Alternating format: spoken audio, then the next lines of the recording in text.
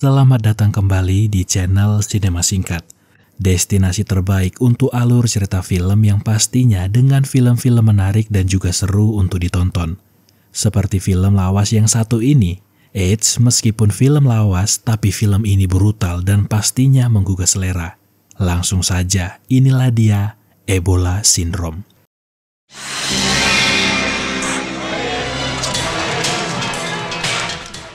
Berlatar di kota Hong Kong tahun 1986, di suatu hari terjadilah sebuah hubungan terlarang antara istri bos dengan karyawannya. Karena ini merupakan hubungan yang dilarang norma-norma agama, si anak pun disuruh keluar dulu untuk menjaga pintu, supaya tidak membagi fokus. Nah, inilah dia sosok karyawan bejat yang menyerong istri bosnya sendiri. Namanya adalah Kaisan, dialah tokoh utama kita. Di saat mereka di atas melakukan hal-hal tidak senonoh, di lantai bawah, Bos Kwan melihat putrinya Lily berada di luar. Dia pun bertanya, kenapa Lily ada di sini dan di mana ibunya? Lily berkata kalau ibunya sedang bersama dengan Paman Kai di lantai atas, dan dia disuruh membeli rokok di tempat yang jauh. Mendengar itu, Bos Kwan tahu kalau istrinya pasti ada main gila dengan Kai. Dia langsung menggerebek mereka. Lily pun dibawa masuk ke ruangan sebelah supaya tidak melihat kengerian yang akan segera terjadi. Kai pun keluar masih dalam keadaan celana dan bajunya terbuka. Dia berbohong kalau yang mengajak dia melakukan penyelewengan ini adalah istri bos.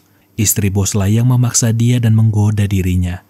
Bos Kwan yang emosinya sudah diubun-ubun langsung menendang pusaka milik Kai, lalu memukuli wajahnya sampai-sampai botol minuman keras pun dilayangkan ke kepala Kai.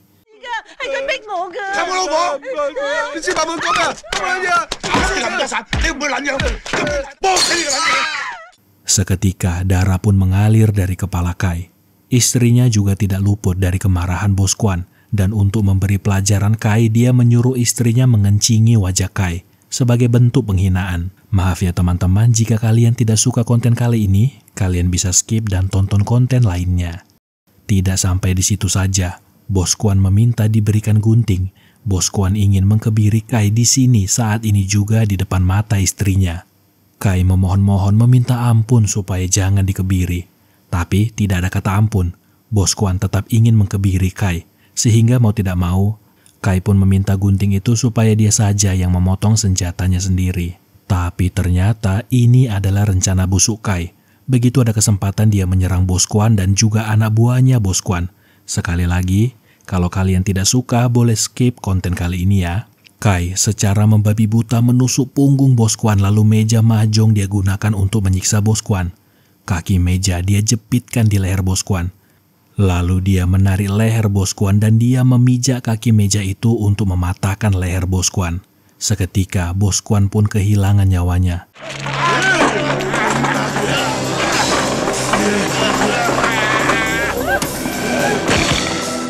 Lily, putri kecil Bos Kwan, melihat dengan mata kepalanya sendiri ayahnya dibantai secara tidak manusiawi. Tidak ada yang bisa dia lakukan, seluruh lantai penuh dengan cairan merah dan baunya seperti besi yang menyengat di hidung. Masih dalam keadaan yang penuh emosi, ada satu orang lagi yang perlu dibantai oleh Kai. Ya, selingkuhannya yaitu istri Bos Kwan. Tadi dia sempat melakukan hal tidak senonoh ke wajahnya. Dan juga tadi mulutnya sempat berkata kalau yang menginisiasi semua ini adalah Kai. Sehingga hukuman yang cocok untuk pembohong adalah... Yes, Kai memotong lidah beracun wanita ini dan menghilangkan nyawanya. 3 tubuh bersimbakan darah pun terbaring di lantai. Di saat Kai ingin meninggalkan tempat ini, dia menyadari, sepertinya ada yang janggal. Ada satu orang lagi yang harus dia bantai untuk menghilangkan saksi kunci. Putri kecil Bos Kwan, Lily, yang bersembunyi dia tarik keluar. Kemudian Kai mengikat anak kecil malang itu. Lalu dia mengguyurkan bensin ke seluruh tubuh Lily, berniat ingin membakar Lily beserta seisi rumah ini. Akan tetapi di saat yang bersamaan seorang pria bernama Jonathan pun muncul memergoki aksi Kai. Tapi dengan santainya, Kai berkata kalau dia baru saja menghilangkan nyawa Bos Kwan lalu pergi meninggalkan tempat ini. Setelah perbuatan kejinya itu, Kai melarikan diri dan menjadi buronan di Hong Kong. 10 tahun setelah peristiwa mengerikan itu, Kai kabur ke negara Afrika Selatan, tepatnya di kota Johannesburg. Kini dia bekerja sebagai seorang pelayan di sebuah restoran milik seorang pria bernama Kay. Dia ini memang punya masalah dalam hal seksualitas. Selalu saja dia mengira kalau wanita tertarik dengannya, termasuk istri bos Kay yang bernama Ling. Dia yakin betul kalau Ling menggoda dirinya setiap kali berada di dapur. Padahal sebenarnya Ling sangat-sangat tidak menyukai Kay, karena memang tatapan matanya yang sangat cabul. Tidak jarang dia melaporkan hal ini ke suaminya, yaitu bos Kay. Tapi bos Kay tidak terganggu akan hal ini, karena ya di mana lagi mereka bisa menemukan orang yang mau kerja tapi dibayar dengan murah. Kay juga sering melaporkan ke bosnya kalau istrinya sering menggoda dia. Ya, sebagai langkah preventif aja maksudnya. Kalau-kalau nih terjadi sesuatu yang tidak diinginkan, itu karena istrinya lah yang selalu menggoda dia. Di tempat lain, kita akan berkenalan dengan Lily yang kini sudah beranjak dewasa dan juga bekerja sebagai seorang pramugari. Kebetulan rute penerbangan maskapainya mendarat di Afrika Selatan. Selesai tugas, tunangannya mengajak Lily ke sebuah restoran Chinese food yang paling enak di kota ini. Pastinya Lily akan suka.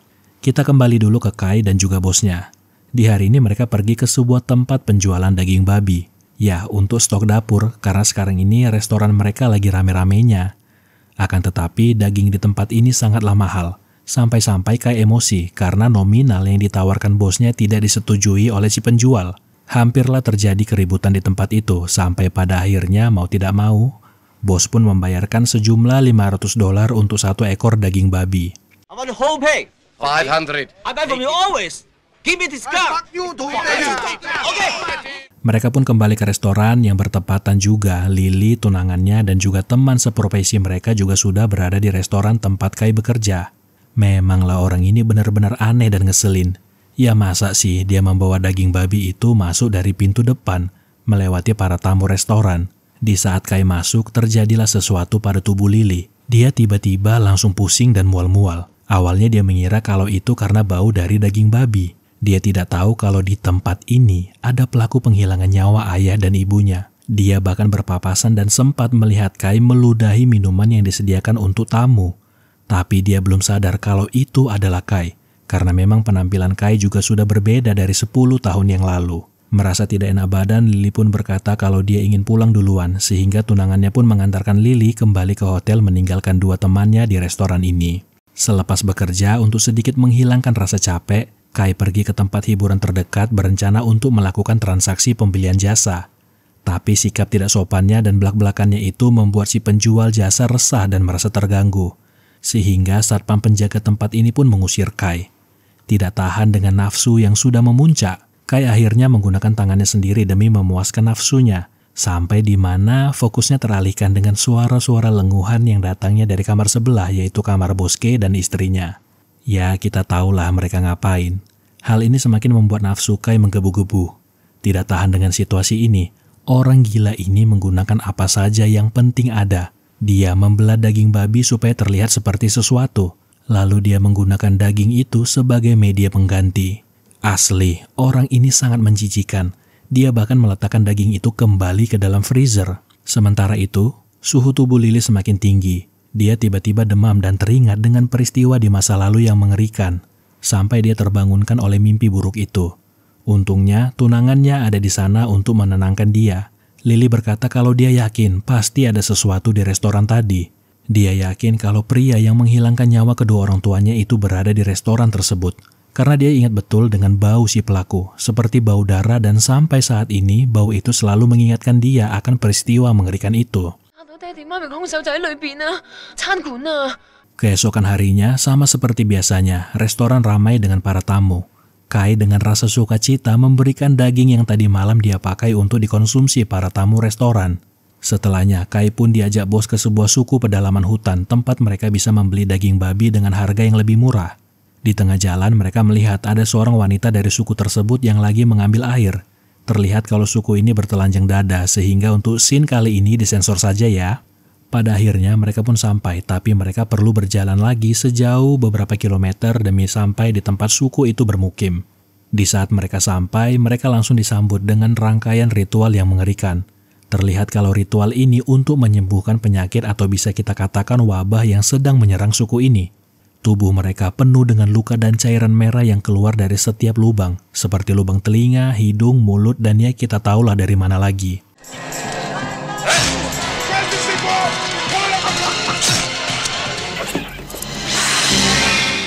Akhirnya, proses ritual pun selesai, dan mereka bertemu dengan ketua suku untuk menanyakan mana daging babi yang ingin mereka beli itu. Money first. 300? Yes. Hanya seharga $300 untuk 2 ekor daging babi. Begitu transaksi selesai, mereka pun kembali ke restoran. Tapi di tengah jalan, rasa kantuk mulai menyerang Kai sampai-sampai dia malah menabrak pohon demi menghindari segerombolan gajah yang lagi menyeberang. Hal ini membuat Bosuke ngamuk bagaimana bisa dia mengantuk ketika menyetir, sehingga terjadilah perdebatan antara mereka. Kai tersinggung karena dia merasa selalu dimanfaatkan oleh Bosuke dengan gaji yang kecil dan pekerjaan yang sangat banyak, sehingga dia pun meninggalkan Bosuke di tempat itu sendirian. Masih dalam keadaan kesal, Kai berjalan di tengah hutan belantara yang penuh dengan hewan buas. Sampai di mana dia melihat wanita yang tadi mereka lihat di perjalanan jatuh pingsan. Dia pun langsung berlari mencoba menyelamatkan wanita itu. Akan tetapi hawa nafsu menguasai otaknya yang gila ini. Ketika tangannya tidak sengaja menyentuh dada wanita itu.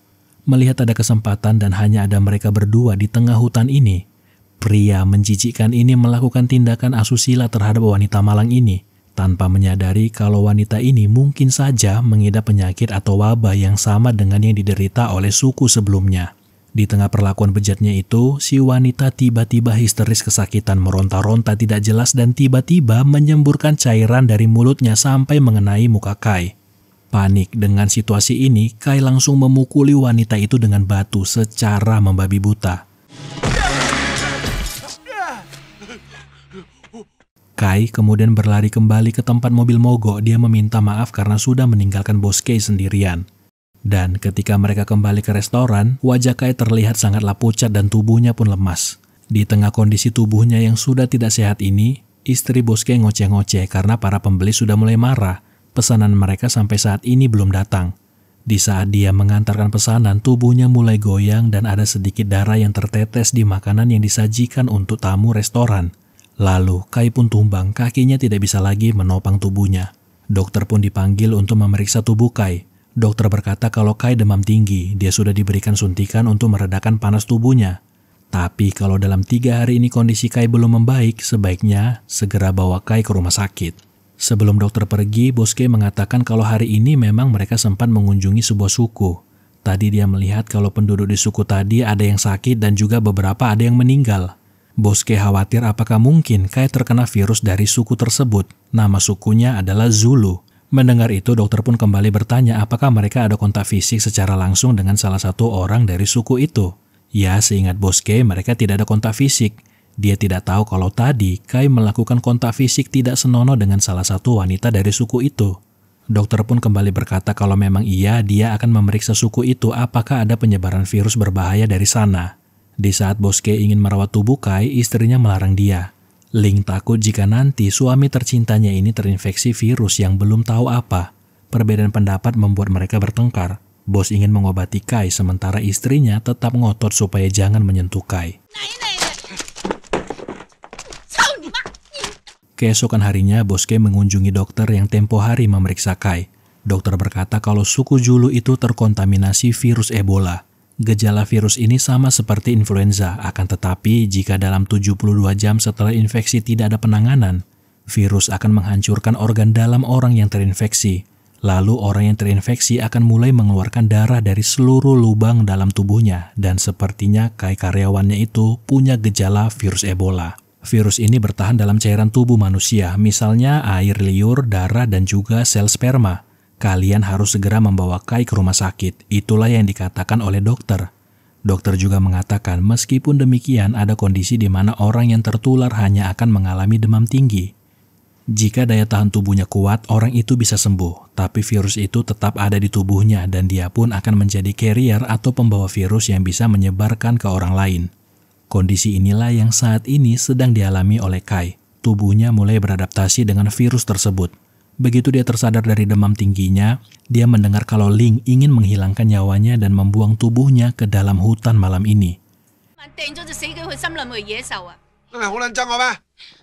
Tidak terima karena selama ini diperlakukan layaknya hewan, kali ini kemarahan Kai tidak lagi terbendung. Melihat kalau mereka hanya berdua di tempat ini, Kai langsung menyerang Ling, berusaha menyakiti wanita itu dan yang pastinya ingin melakukan perbuatan tidak terpuji ke Ling. Sampai pada akhirnya Bos Kai pun kembali ke restoran memergoki aksi Kai. Dia pun marah dan langsung menyerang Kai. Akan tetapi, Kai yang memang sudah kesetanan langsung menyerang mereka, mengejar mereka yang mencoba kabur. Di saat ada kesempatan, Kai menyerang mata Bos Kai menggunakan tusuk gigi. Kemudian dengan brutalnya dan tanpa ampun, dia membenturkan kepala Bos Kai dengan pintu secara berulang-ulang sampai darah bercucuran di seluruh lantai.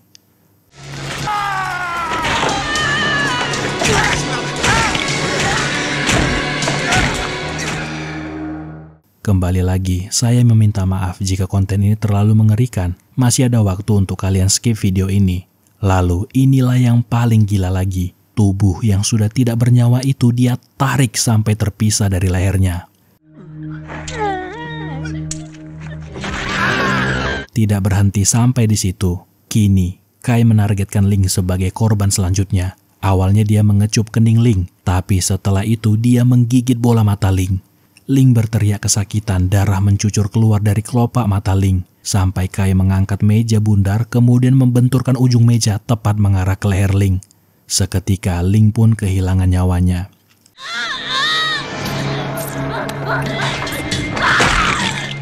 Setelah puas menghilangkan nyawa orang lain, Kai membaringkan tubuh kedua pasangan suami istri ini.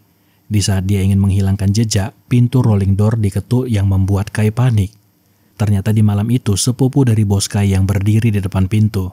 Di saat dia masuk ke dalam, dia terpleset oleh cairan merah yang berceceran di seluruh lantai. Ini menjadi kesempatan emas untuk Kai. Dia membungkus kepala pria malang itu, lalu kembali lagi membentur-benturkan kepala pria itu berulang-ulang sampai pria itu kehilangan nyawanya.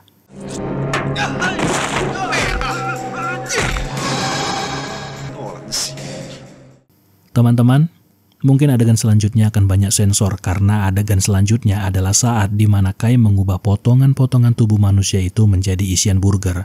Jika kalian penasaran, kalian bisa menonton film ini secara full. Dengan menggunakan mesin gurinda, Kai dengan gilanya memotong tubuh itu satu persatu. Cairan merah seketika memuncrat ke mukanya. Kemudian daging para korban dia pisahkan dari tulang-tulangnya. Lalu daging itu dia cuci dan dia masukkan ke dalam mesin penggiling. Adonan inilah yang nantinya dia siapkan untuk dihidangkan ke para tamu.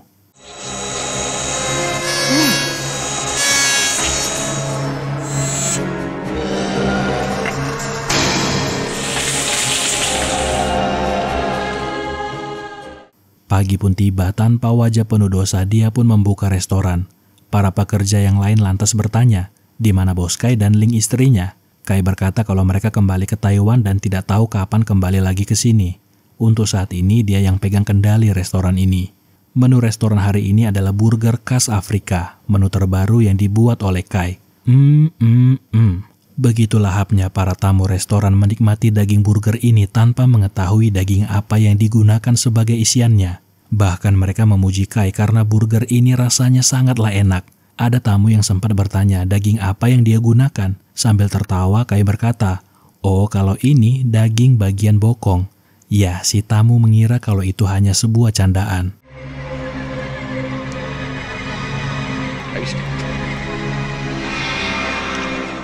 Para tamu senang dengan sajian hari ini, sehingga Kai pun menyuruh para pekerja yang lain untuk pulang karena saatnya restoran tutup. Di saat Kai ingin beristirahat membaringkan tubuhnya, dia teringat akan sesuatu. Ada barang penting yang harus dia cari, berangkas. Ya, di mana Bos Kai menyembunyikan berangkas miliknya. Dia kemudian mencari berangkas itu ke seluruh ruangan, sampai keberuntungan berpihak padanya. Entahlah apakah kalimat keberuntungan cocok untuk orang ini. Di tempat inilah Bos Kai menyembunyikan berangkas miliknya. Senyum sumringah terpancar di wajah Kai ketika lembaran-lembaran uang menutupi tubuhnya. Sementara itu di tempat lain, Lily masih kepikiran dengan bau darah yang dia rasakan ketika berada di restoran tersebut.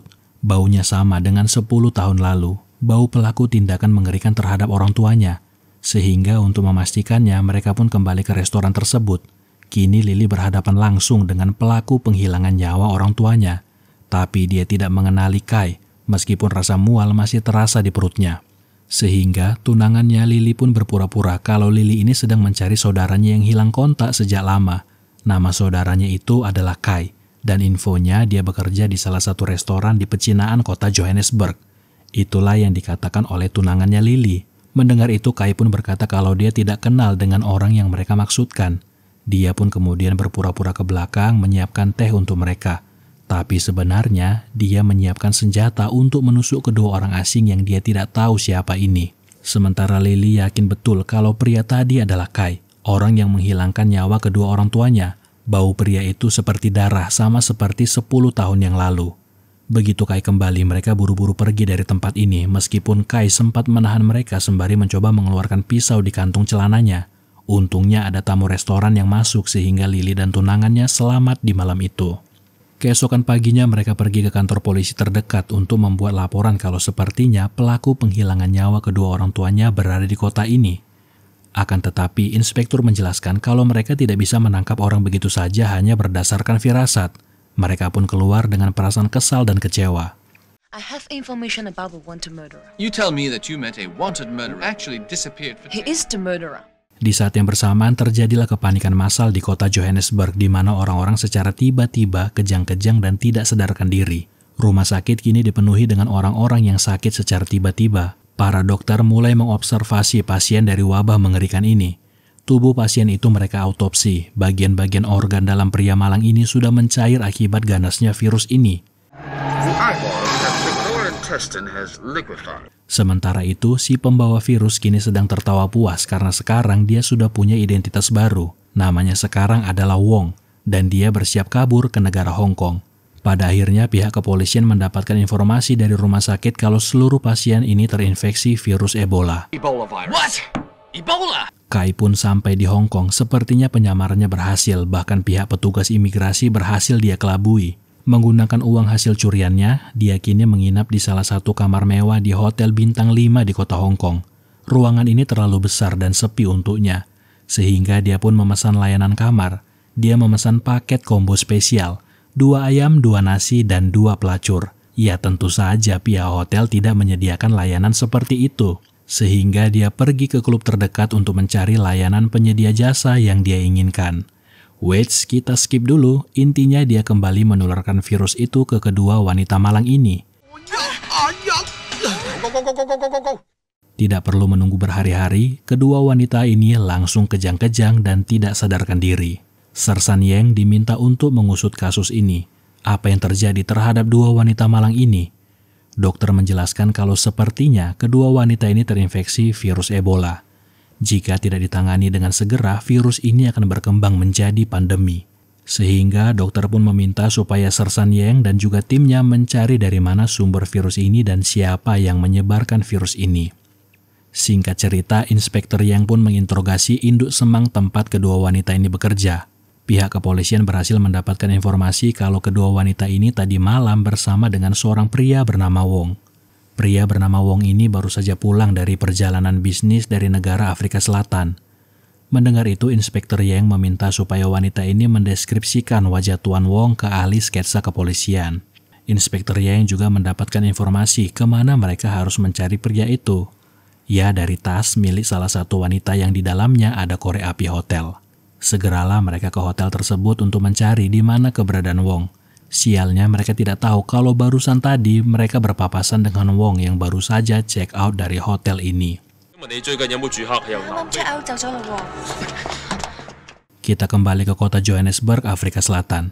Pihak kepolisian mulai menyelidiki dari mana virus ini berasal, yaitu dari restoran tempat Kai atau kini bernama Wong bekerja. Seluruh pasien yang terkena virus ini diketahui kalau mereka makan burger di restoran ini. Para pekerja menjelaskan ke penyidik kalau yang membuat burger itu bernama Kai. Tapi sekarang Kai sudah balik ke Hong Kong. Begitu juga dengan pemilik restoran ini yang sampai saat ini tidak kembali-kembali juga ke tempat ini. Oh iya, sebelumnya Bos Kai sempat cerita ke salah satu staf restoran kalau Kai ini kabur dari Hong Kong dan bekerja di sini karena di Hong Kong dia menjadi buronan setelah menghilangkan nyawa orang lain. Mendengar itu, pihak penyidik langsung melaporkan ke inspektur kalau ada pelaku pembunuhan yang kabur dari kota Johannesburg kembali ke Hong Kong. Dari laporan itu, barulah dia sadar kalau firasat Lily tempo hari benar. Kai adalah pelaku penghilangan nyawa orang tuanya yang kini kabur ke Hong Kong. Secepatnya, inspektur melaporkan hal ini ke kepolisian Hong Kong, yaitu Inspektur Yang. Dengan bantuan teknologi masa itu, pihak kepolisian berhasil membuat sketsa wajah Wong yang baru. Mereka menunjukkan wajah Wong ke Lily yang juga sudah berada di Hong Kong. kemudian menjelaskan kalau kini Wong berada di Hong Kong sebagai carrier virus Ebola dan sudah menginfeksi 2 warga kota Hong Kong. Inspektur Yang memperingatkan Lily supaya jangan dekat-dekat dengan Wong. Lantas di manakah Wong berada saat ini? Saat ini Wong berada di sebuah apartemen. Tujuannya adalah untuk menemui pujaan hatinya dulu, yang dia tinggalkan ketika kabur ke Afrika Selatan. Kini cintanya itu sudah menikah dan punya anak 1. Awalnya wanita bernama Har ini menolak Kai atau kini dikenal sebagai Wong karena tidak ingin terlibat dengan kejahatannya. Tapi begitu Wong menunjukkan identitasnya yang baru dan juga memberikan cincin berlian, barulah wanita ini mau menerima Wong kembali. Bahkan untuk menyenangkan wanita ini dan juga putrinya, Wong rela menghabiskan uangnya membelanjakan mereka sepeda listrik, bayar mekarnya Har, dan juga beli baju baru karena hari Senin nanti Wong akan mengantarkan putrinya ke sekolah. Secara tidak sadar, Wong kembali menyebarkan virus itu ketika bersin. Virus itu juga dia sebarkan di tempat makan. Juga tidak sengaja virus itu kembali dia sebarkan ketika bersinnya mengenai para preman yang kebetulan sedang lewat. Malam pun tiba, suami sah wanita bernama Mar ini kembali ke apartemen. Tapi dia tidak berani ketika melihat Wong muncul. Wong menumpahkan bir ke muka pria itu. Ya, secara tidak langsung dia menyebarkan virus itu kembali ke orang asing. Wong juga memberikan sejumlah uang supaya pria ini pergi meninggalkan mereka. Keesokan harinya, orang-orang yang sempat berinteraksi dengan Wong pun mulai menunjukkan gejala. Kepanikan mulai terjadi di kota Hong Kong.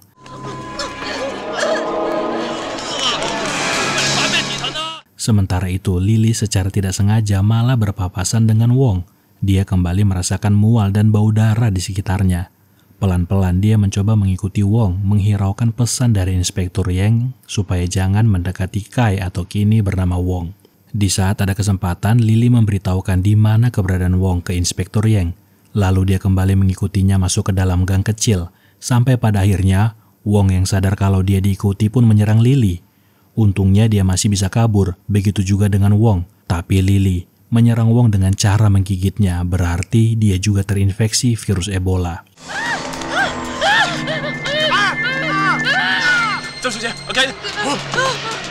Dengan menggunakan alat APD lengkap, polisi mulai menanyai para pasien yang terinfeksi. Apakah sebelumnya mereka bertemu dengan orang yang ada di gambar ini? Semua orang berkata kalau mereka sempat bertemu dengan Kai. Sehingga dengan cepat, pihak kepolisian dibantu oleh media massa menyebarkan berita pencarian orang atas nama Kai atau kini bernama Wong.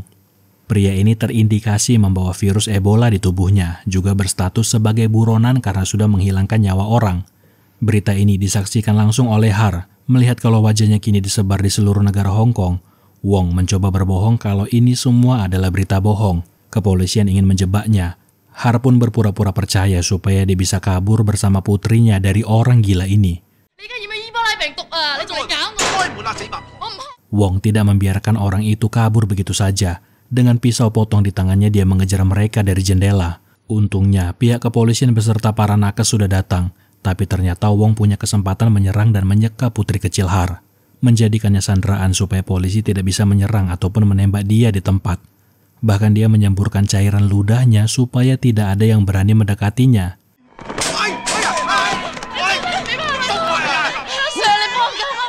Kai kabur membawa anak kecil itu bersamanya. Har ikut mengejar untuk menyelamatkan putri kecilnya. Tapi sialnya virus mulai mengkontaminasi sel-sel di tubuhnya. Dia pun kejang-kejang saat itu juga. Kai menjadi tidak tersentuh karena dia membawa sandera. Dia tidak segan-segan menebas anak kecil ini kalau ada polisi yang berani mendekati dirinya.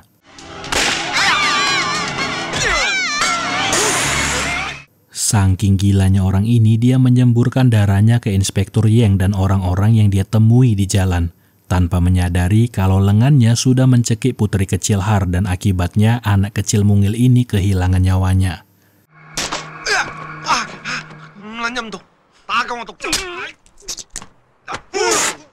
Inspektur Yang masih mencoba mengejar Wong yang kini berlari seperti orang gila menyebarkan virus melalui darahnya. Kini dia berhadapan 1 lawan 1 dengan Wong. Di saat ada kesempatan dia menembakkan api ke tubuh Wong. Dalam kondisi tubuh yang penuh dengan kobaran api, Wong berlari ke tengah keramaian kota, sampai di mana Wong tertabrak dan berhasil dihentikan.